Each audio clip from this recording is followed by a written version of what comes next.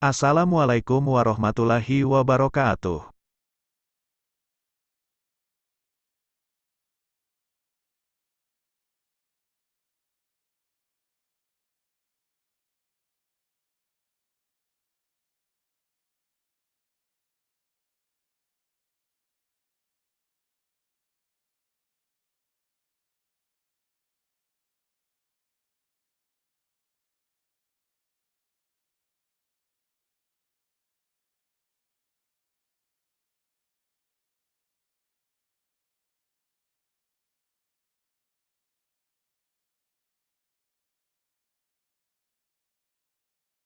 Habib Al-Azami adalah salah satu dari para kekasih Allah yang mana sebelum ia mendapatkan makom kemuliaan ia pernah hidup dalam kegelapan.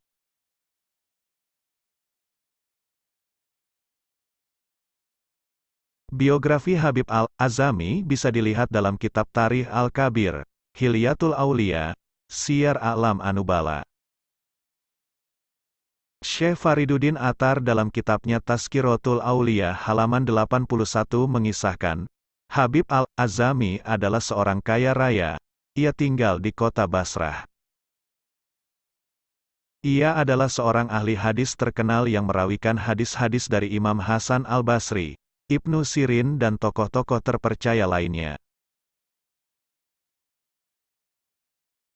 Pertaubatannya dari kehidupan yang hitam dan bermewah-mewahan adalah karena dalil-dalil yang dikemukakan oleh Imam Hasan dengan sedemikian fasihnya.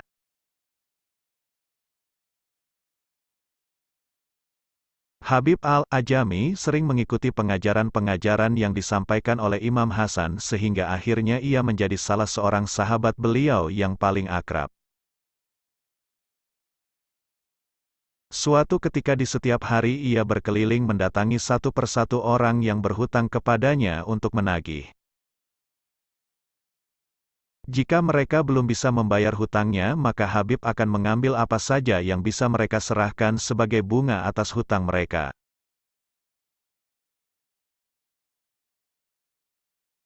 Dan seperti itulah sistem yang dilakukan Habib untuk menghasilkan sesuatu yang bisa menutupi kebutuhan sehari-harinya. Suatu hari ia mendatangi rumah salah seorang yang berhutang kepadanya namun orang tersebut tidak ada di rumah. Akhirnya sang Habib meminta kepada istrinya bunga atas hutangnya yang belum bisa dibayar. Suamiku tidak ada di rumah, dan aku tidak memiliki apa-apa, kecuali sisa-sisa daging leher domba, kata perempuan itu. Habib pun meminta kepada perempuan tersebut menyerahkan leher domba itu. Pada hari itu pun Habib pulang ke rumah dengan membawa kayu bakar, bumbu-bumbu serta leher domba yang mana semuanya didapatkan dari orang yang belum bisa membayar hutangnya. Sesampainya di rumah, Habib menyuruh istrinya memasak apa yang telah ia bawa. Ketika istrinya hendak membuka tutup panci ia terhenti sejenak karena terdengar suara keras Habib kepada pengemis yang datang ke rumahnya.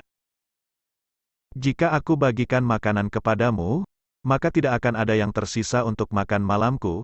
Kamu mendatangi setiap pintu rumah, apakah itu tidak membuatmu cukup? Ungkap Habib dengan nada keras. Pengemis itu pun pergi dengan tangan hampa. Setelah itu ketika istri Habib hendak melihat masakan di wajannya itu, tidak ada yang dilihat kecuali darah hitam memenuhi panci itu.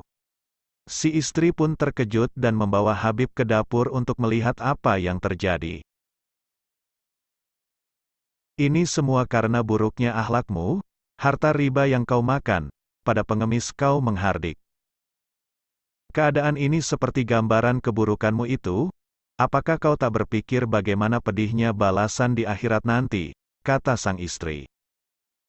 Mendengar itu, hati Habib bergetar.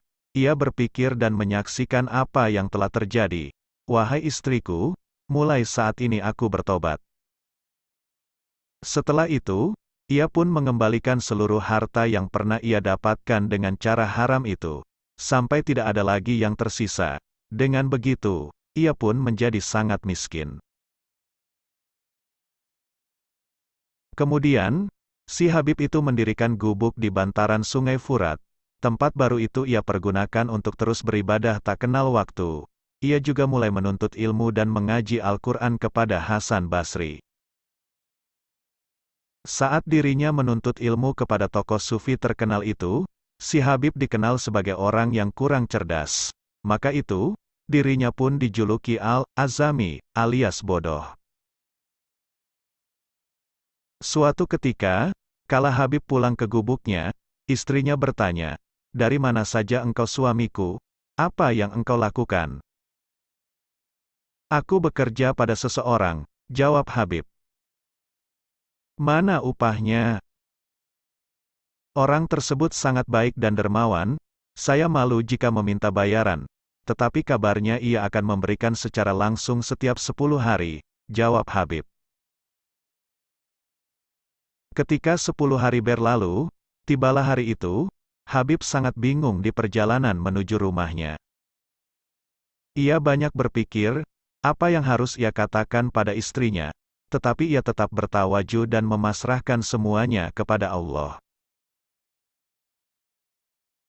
Belum sampai masuk ke rumah, di luar ia mencium bau masakan dari dalam rumahnya. Dan benarlah ketika ia masuk ke rumah, ia menyaksikan istrinya sedang memasak. Kegembiraan yang diliputi dengan tanda tanya meliputi perasaan Habib. Istrinya menerangkan bahwa ini adalah pemberian dari seseorang yang engkau bekerja padanya. Para pemuda yang wajahnya terang seperti rembulan, selain memberi semua bahan pokok ini, mereka memberi seikat kantong yang berisi dirham. Ia juga menitipkan pesan untukmu, perbanyaklah bekerja maka akan seimbang juga balasan upahnya. Mendengar apa yang dikatakan istrinya, Habib pun menangis terharu. "Demi Allah wahai istriku, selama 10 hari ini tidak ada pekerjaan yang aku lakukan kecuali siang dan malam aku habiskan untuk beribadah kepada Zat yang Maha Kaya yang telah memberikan segala anugerah ini." Seperti itulah sekelumit risalah tentang kisah perjalanan kekasih Tuhan yang dalam beribadah selalu istiqomah dan penuh hikmah, sehingga Tuhan berikan kepada mereka anugerah dan karomah. Wassalamualaikum warahmatullahi wabarakatuh.